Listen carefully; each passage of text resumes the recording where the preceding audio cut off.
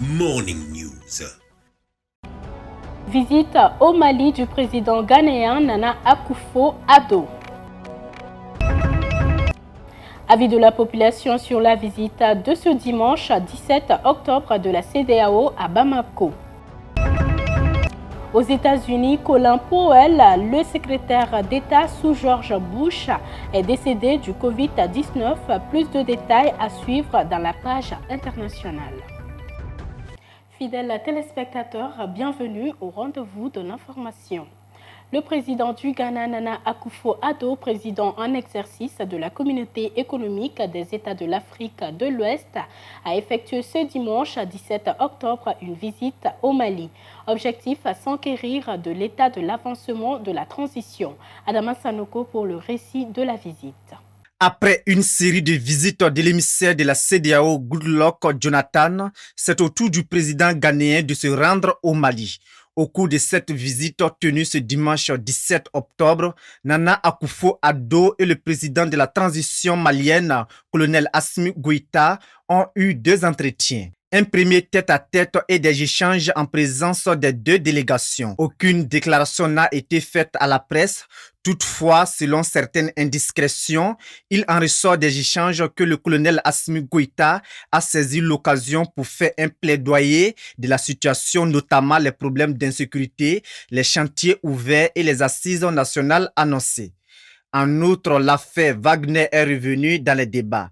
Le colonel Assimi Goïta a rappelé que rien n'est encore signé avec cette société privée russe. De son côté, Nana Akufo-Addo a pris la parole pour rappeler que les militaires maliens doivent respecter leur engagement en organisant les élections présidentielles et législatives fin février 2022. Pour veiller à la bonne application de ces doléances, des émissaires de la CEDEAO sont attendus avant la fin de ce mois pour faire le point de la situation. Le président ghanéen Nana Akufo-Addo, président en exercice de la conférence des chefs d'État ouest-africains, s'est rendu dimanche à Bamako. Objectif, inviter les autorités de la transition à respecter sur la date de tenue d'élection en février 2022. Que pense donc la population sur cette décision de la CEDEAO? La réponse dans ce micro-trottoir de Aminata Traoré et Eladj Malik Guiteya. À mon avis, vu la situation actuelle du pays, j'aurais préféré qu'on laisse un peu de temps à la transition, juste le temps de garantir l'intégrité territoriale. Ensuite, nous allons parler des élections. En ce qui concerne la visite d'hier de la CEDEAO, s'ils sont venus pour nous aider vraiment, il faut qu'ils soient à l'écoute de la population. Sinon, moi je pense que le déroulement de la transition est bon. C'est bon pour le moment. Moi, je pense que les responsables de la transition sont fautifs, car ils ont pris cette décision avec la CEDEAO sans l'avis de la population. Donc, ils sont obligés de respecter leur engagement.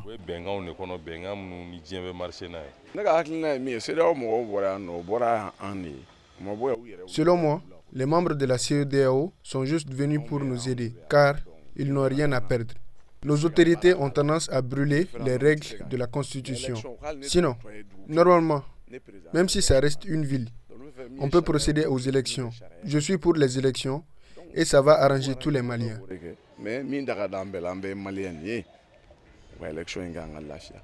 À la une de l'actualité également, ce communiqué du chef d'état-major général des armées. Le chef d'état-major général des armées informe la population que les forces armées maliennes ont vigoureusement réagi ce lundi à une attaque perpétrée par un groupe armé non encore identifié contre un poste situé à Acharan, localité située à environ 45 km de la ville de Tombouctou. Après de violents combats, les assaillants ont décroché, laissant derrière eux 4 morts et de nombreux équipements, dont un véhicule logistique contenant beaucoup de matériel, des armes et de nombreuses munitions. Les assaillants se sont regroupés à partir de Babaga, non loin de la localité de Goudam, ont d'abord saboté l'antenne GSM de Tintlou avant de s'attaquer au poste. Dans leur retraite, ils ont enterré 2 autres morts à Farache et de nombreux blessés constatés. Le chef d'état-major général des armées présente ses sincères condoléances à la famille et aux frères d'armes de la victime Fama et souhaite prompt rétablissement aux 3 blessés. Le chef d'état-major a également exprimé toute sa reconnaissance aux Fama pour les efforts combien louables et constants dont ils font preuve tous les jours. Pour la 6e année consécutive, l'Institut supérieur du commerce ISC Business School a organisé le concours Bachelier 2021, un concours qui va permettre aux 5 meilleurs candidats d'obtenir une bourse d'études de 3 ans au sein de l'établissement. Cette année, Yaya Oil s'est engagé à prendre en charge les frais scolaires de 3 personnes. Les 2 autres seront pris en charge par l'ISC lui-même. Aruna Saliakone pour le reportage. Question numéro 14. Ils sont une centaine de nouveaux bacheliers à tenter leur chance au concours Bachelier 2021. Parmi eux, les 5 meilleurs seront sélectionnés. Ce concours est placé par l'ISC Business School dans le cadre de la responsabilité sociale et environnementale de l'entreprise. J'ai d'octroyer des bourses à 5 lauréats, des gens qui sont censés plus tard impacter positivement sur l'essor de notre nation à travers un concours d'excellence. Donc ce concours-là se passe sur 4 matières, à noter la culture générale, la logique, l'anglais et la dissertation. Les 10 premiers de ces 4 matières écrites passeront une interview le mercredi. Les 3 bourses coûteront plus de 15 millions de francs CFA à Yara Oil, tout frais compris. 15 millions de cents, ça c'est la valeur des 3 bourses, plus les frais de logistique que Yara Oil a bien voulu sponsoriser, on va dire. À travers l'initiative, l'entreprise se dit fière de contribuer à l'édification du pays. Et ce qu'on a voulu faire, ce n'est pas pour nous. On ne va jamais les forcer à venir travailler chez Yara, mais les portes de Yara ne seront jamais fermées pour eux. Et satisfaction sur un plan national, voyant des jeunes, l'engouement qu'on avait aujourd'hui, le recteur nous a affirmé que c'est la plus grande affluence depuis le début de ce concours qu'il organise depuis 6 années maintenant. Ce concours a une spécificité. Les candidats s'inscrivent sans fournir de dossier. L'inscription était gratuite et il n'y avait pas de dossier à fournir également. À quoi bon de demander à 800 personnes d'amener des dossiers, à savoir 2 photos d'identité, l'acte de naissance, copie du bac, pour n'en retenir que 5. Donc je dis en ce sens que notre concours est également un concours écologique, parce que nous n'exigeons aucun dossier et aucun frais de dossier aussi. Cette opportunité d'avoir une bourse d'études de 3 ans est une chance à saisir selon les candidats. Bon, cette occasion nous plaisait beaucoup d'avantages. Ça nous permet de connaître des trucs. J'aimerais être journaliste, moi. J'ai eu l'honneur de faire ce concours pour pouvoir avoir une bourse. Je vais faire la gestion informatique, réseau et télécommunications. C'est comme un don pour les gens qui ne peuvent pas payer les frais. Les 5 heureux gagnants seront connus le mercredi prochain, à la sortie de la dernière épreuve, l'épreuve orale. L'image du jour nous conduit à la découverte des Açores. Les Açores en portugais sont un groupe d'îles portugaises. Açores, autrement autour des Palombes, est une espèce de rapace de taille moyenne proche de l'épervier d'Europe. Ce rapace qui donne son nom aux îles figure d'ailleurs sur le drapeau de l'archipel. Situés dans l'Atlantique Nord, les Açores sont à environ 1450 km à l'ouest de Lisbonne et à 2446 km à l'est-sud-est des côtes orientales de l'île de Terre-Neuve, province de Terre-Neuve et Labrador, Canada. Les Açores font partie des régions ultra-périphériques de l'Union européenne. Elles sont une région autonome du Portugal. Elles font partie de la plaque eurasienne à l'exception des 2 îles du groupe occidental, Flore et Corvo, qui se trouvent sur la plaque nord-américaine. L'archipel fait partie de la Micronésie, se rattachant géographiquement à l'Europe. L'Union africaine fait figurer l'archipel parmi les territoires africains. La plupart des îles sont soumises à une intense activité sismique. Concernant sa flore, une bonne partie de l'archipel est couverte d'une végétation luxuriante. Quant à la faune, la mer des Açores héberge différentes espèces de cétacés dont les plus fréquents sont les cachalotes, les baleines à bec et les dauphins. Suivons la page internationale à présent avec Aïssata Traoré. La France a commémoré ce week-end le 60e anniversaire des massacres des Algériens du 17 octobre 1961. Cette nuit-là, des Algériens qui défilaient pacifiquement à Paris à l'appel du FLN sont tués par la police parisienne. Rabat Sehili, retraité et rescapé du massacre, se souvient. Nous devions nous trouver à 20h, place de l'Étoile, pour commencer notre manifestation. L'impératif, manifestation pacifique, aucun objet contendant ne devait être porté par les militants. Aucun. 60 ans après cette nuit d'horreur, impossible d'établir un bilan précis de la répression. Ce sont plusieurs dizaines de morts tués par balles ou noyés dans la Seine qui sont découverts. Notre quotidien, c'était comme ça, la découverte de cadavres, soit ceux qui étaient pendus dans les bois de Vincennes, dans le bois de Boulogne, soit des cadavres qu'on trouvait comme ça, par hasard. C'est pour ça que le nombre, nous ne le saurons jamais. Jamais on saura un nombre exact. Le soir de ce mardi noir, la répression sanglante était à la hauteur de la brutalité des policiers déployés. Se souvient encore cet octogénaire. Ils étaient d'une brutalité féroce. Ils avaient la rage de faire du mal. Et quel que soit l'individu. Avis aux amateurs, il ne fallait pas tomber sous le coup de la crosse qui allait s'abattre sur le crâne. Ils étaient d'une férocité, c'était sauvage, ni plus ni moins. Samedi 16 octobre 2021, le président algérien Abdelmadjid Tebboune a annoncé l'instauration d'une minute de silence chaque 17 octobre à 10h GMT en mémoire des martyrs du 17 octobre 1961. L'ancien secrétaire d'État américain Colin Powell est décédé des suites de complications liées au Covid-19. L'annonce a été faite par sa famille à travers un communiqué publié ce lundi. Premier afro-américain à avoir occupé le poste de chef d'état-major des armées aux États-Unis, Colin Powell a ensuite été le chef de la diplomatie américaine sous la présidence du républicain George W. Bush. Né en avril 1937 à Harlem, l'ancien secrétaire d'État américain a grandi à New York, où il a étudié la géologie. Il avait commencé sa carrière militaire en 1958.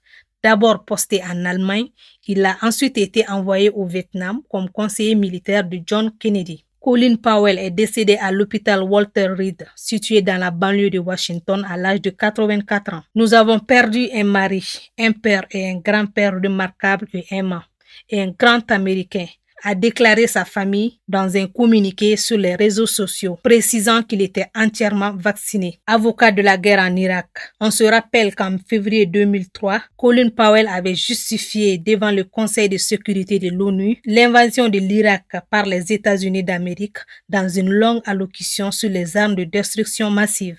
Après l'annonce de sa mort, l'ancien président George W. Bush a salué dans un communiqué la mémoire, je cite, d'un grand serviteur de l'État, très respecté. Fin de citation. En Birmanie, le chef de la junte birmane a annoncé que le pays s'apprête à libérer plus de 5000 personnes emprisonnées pour avoir protesté contre le coup d'État de l'armée en février dernier. Pour de nombreuses raisons différentes, ils ont participé à des manifestations violentes. Parmi ceux qui ont été en prison ou qui ont comparu devant un tribunal, ceux qui remplissent les conditions bénéficient d'une grâce pour pouvoir faire preuve de leur bonne volonté pendant le festival Tandeng 8. Au total, ce sont 5 636 prisonniers qui seront graciés et libérés avant la fête bouddhiste des Tanding Youth qui débutera mardi, a déclaré ce lundi 18 octobre le général Min Aung Hlaing sans donner de détails sur les personnes qui seraient incluses dans la liste. Cette décision de gracier des prisonniers intervient quelques jours après que le chef de la junte birmane ait été exclu du sommet de l'Association des Nations d'Asie du Sud en raison de la gestion de la crise par le gouvernement militaire. Depuis ce putsch militaire du 1er février qui a renversé Aung San Suu Kyi, prix Nobel de la paix, des cas de torture, de viol et d'exécution extrajudiciaire sont rapportés par l'Association d'assistance aux prisonniers politiques. Des pluies torrentielles se sont abattues ce week-end sur le sud-est de l'Inde dans l'état côtier du Kerala. Les intempéries ont provoqué des inondations et des glissements de terrain, provoquant ainsi la mort d'au moins 25 personnes ce dimanche, ont annoncé les autorités. Les sauveteurs poursuivaient encore les recherches de survivants ce lundi dans les débris bouillés, tandis que l'armée amenait du matériel de secours par voie aérienne. Le nombre de personnes portées disparues reste à ce jour inconnu. La colline s'est effondrée près de nous. Il y a eu beaucoup de dommages et de pertes. La maison a disparu, les enfants ont disparu. C'est ce qui s'est passé. L'eau est rentrée dans nos maisons et c'est en ce moment qu'ils sont venus nous déplacer. Après ces pluies torrentielles, le désespoir était à son comble au sein des habitants qui ont tout perdu. C'était mon gagne-pain. Tout a été emporté. Regardez, tout a disparu. Des milliers de personnes ont été évacuées et au moins 100 camps humanitaires mis en place, a déclaré dimanche le chef du gouvernement du Kerala, Pinarayi Vijayan. Le premier ministre Narendra Modi a exprimé ses condoléances sur Twitter et assuré que les autorités venaient en aide aux personnes affectées par le déluge. Le département indien de météorologie a indiqué que les pluies torrentielles devraient s'affaiblir ce lundi, mais dans le nord de l'Inde, certains États, dont les régions Himalaya, de l'Uttarakhand et du Himachal Pradesh subiront encore des pluies fortes à très fortes dans les prochains jours. En 2018, près de 500 personnes avaient péri dans le Kerala qui avait été ravagé par les pires inondations en près d'un siècle. Parlons art. Le collectif Team Art a procédé le samedi 16 octobre 2021 au vernissage de son exposition intitulée Espoir, issue de son projet Art Mix. Il vise à diversifier les expressions artistiques du collectif dans ses initiatives de promotion de l'art contemporain. Avec l'exposition Espoir, les artistes gardent espoir pour un lendemain meilleur. Youssouf Kone et Bakoro Banyari. La peinture, la sculpture, la danse contemporaine et le slam sont les disciplines à travers lesquelles 12 jeunes artistes participant au projet Art Mix du collectif Team Art ont décidé de distiller de l'espoir à travers leur création. L'espoir d'un lendemain meilleur face aux difficultés que connaissent de nos jours le Mali et le monde entier. Art Mix est un projet financé par le Fonds africain pour la culture. C'est un projet qui regroupe plusieurs disciplines artistiques, initié par le collectif Team Art, composé exclusivement de plasticiens. Mais là, Art Mix fait appel à d'autres disciplines, notamment le slam et la danse, qui ne font pas partie des Team Art. Dans cette exposition, chaque artiste s'est approprié la thématique de l'espoir selon son inspiration. Aujourd'hui, les conséquences de la déforestation et du réchauffement climatique sont perceptibles sur la nature, notamment la faune, une thématique abordée par les artistes dans leur création. Le thème espoir, moi je l'avais vu comme un lien en rapport avec la nature, parce que je me suis dit qu'il faut que nous préservons la nature. Donc la nature, qui dit nature, parle des animaux. Certains de ces animaux dans la nature qui disparaissent, donc je me suis dit que bon, pourquoi ne pas lancer un appel par rapport à cette idée pour refaire venir à la population de penser un peu en arrière aux animaux, à la nature. Avec son œuvre intitulée La mère de Fatoumata, Mariam Ibrahim Maïga rend hommage à une sœur décédée du cancer des seins et sensibilise sur cette maladie. Une grande sœur qui a été atteinte par cette maladie et malheureusement qui est décédée à la suite de cette maladie. Et moi, je voulus lui rendre un hommage et aussi profiter de sensibiliser autour de moi les femmes J'ai mis l'accent sur la main et le soutien, parce que chaque malade du cancer a besoin vraiment de soutien de sa famille, de son entourage. Et elle particulièrement, c'était une personne qui tendait la main à tout le monde et qui aidait tout le monde. Malgré qu'elle était malade et elle était vraiment souffrante, mais elle était là. Chacun doit se protéger en se dépistant et en essayant de faire l'autopalpation. Notons que l'exposition Espoir continuera jusqu'au 7 novembre 2021 au siège du collectif Team Art 6 à Kalabankoro Plateau. Sur tout autre plan, cela fait quelques années que les clubs maliens n'arrivent plus à accéder à la phase de groupe des compétitions africaines. Les raisons, elles sont diverses selon les experts. Les explications au micro de Eladj Malik Guiteya. La dégringolade des clubs maliens en compétition africaine des clubs continue toujours. Pour le compte du deuxième tour préliminaire de la Ligue des champions africains et de la Coupe CAF, les deux représentants maliens, à savoir le Stade malien de Bamako et les Binga FC, sont tous tombés à domicile 1-0 face respectivement au Oroya AC de la Guinée et l'Asfa Yenega de Burkina Faso. Une situation difficile qui se répète depuis un certain temps et qui met en lumière le faible niveau de compétitivité des clubs maliens depuis le sacre du Stade malien de Bamako en 2009 et la finale perdue de Djoliba AC en 2012. Une dégringolade qui s'explique par plusieurs facteurs selon Suleiman Bobo Tungara. Ce que je reproche d'abord au club malien, c'est le manque de compétences techniques. Ça, c'est extrêmement important. On n'a pas les hommes les mieux indiqués pour d'abord diriger ces clubs, aussi bien au niveau des dirigeants qu'au niveau des techniciens. Ensuite, il y a le manque de moyens financiers. Ça, il ne faut pas avoir peur des mots, parce que jusque-là, notre championnat, c'est un championnat amateur. Ce n'est pas encore le championnat professionnel, contrairement à beaucoup d'autres pays. Résultat, les clubs maliens trébuchent au but sur plus fort qu'eux et se font éliminer dès le premier tour. Le dernier a accédé à la phase de poule d'une compétition africaine de clubs et les Djoliba AC en 2018, éliminé bon dernier de sa poule. Je pense que si un club malien arrive aujourd'hui à se qualifier à la phase de poule, moi je parlerais, pour moi, ce serait un incident de parcours. Parce que le travail qui est fait en amont ici ne peut pas obtenir de résultats, en tout cas sur la durée. Ça peut passer une ou deux fois, mais sur la durée, il est clair que ce travail n'est pas suffisant, ce travail n'est pas bien élaboré, ce travail n'est pas bien mûri, bien réfléchi pour pouvoir aller loin. Alors, que faire pour briser ces signes indiens qui s'installent au niveau du football malien? Pour Suleiman Bobo Tungara, il faut vite une remise en cause. Quand vous mettez les moyens, quand vous vous donnez les moyens, quand vous vous organisez, quand vous êtes jaloux de ce que font les autres, vous pouvez rivaliser avec n'importe qui. Surtout pour un pays comme le Mali, où le talent est reconnu par tout le monde. Regardez au niveau des petites catégories d'âge, au niveau des catégories d'âge, l'exploit que nous réalisons, aussi bien au niveau du basket que du football. Donc il faut qu'on fasse une remise en cause. Il faut qu'on se dise qu'il est temps de copier chez les autres.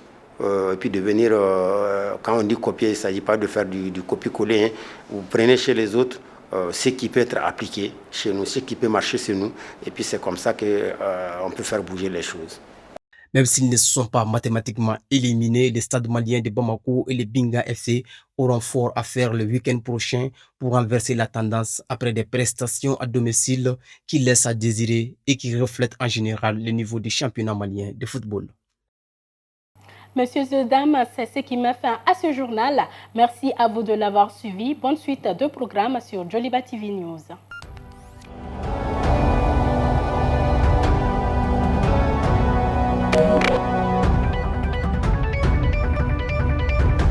Djoliba Morning News.